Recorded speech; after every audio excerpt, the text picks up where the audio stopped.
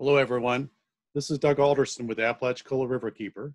I want to share with you some inspiration I wrote down from last year's river trek. So I want to show some photos and read an essay I call River Time. So give me just a second while I share my screen.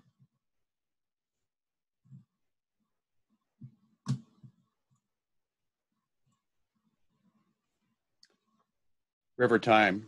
In 2019, it didn't take long for our group of 16 Apalachicola river trekkers to adjust to a river lifestyle for 5 days in October.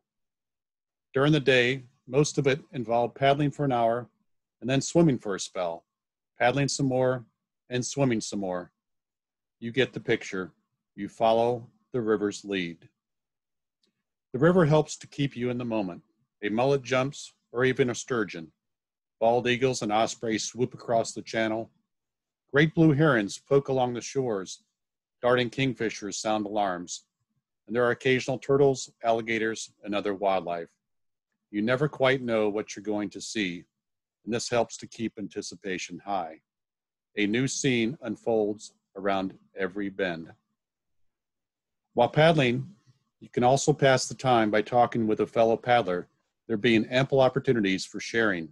Or you can easily paddle in solitude for a spell. The miles and hours flow by. If you start becoming weary and need a break and some shade, you start looking for a sandbar with some arching willow trees. It's pretty simple.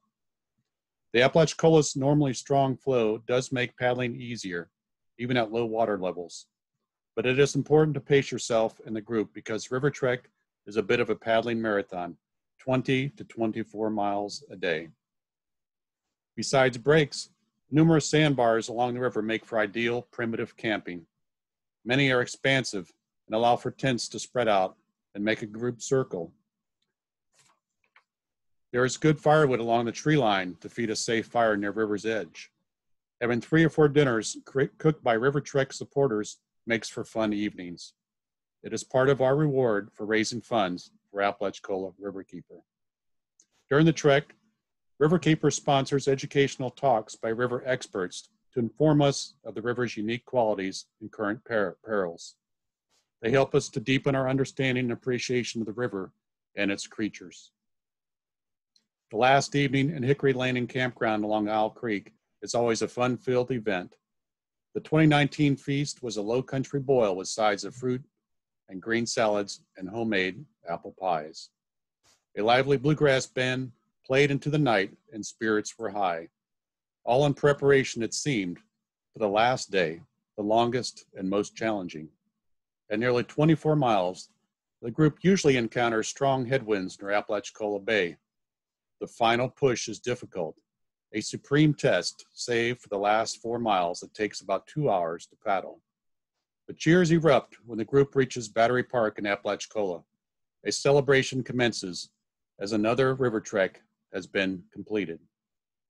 Re-entry into our former lifestyles can be surprisingly difficult unless we incorporate some river time into our day-to-day lives.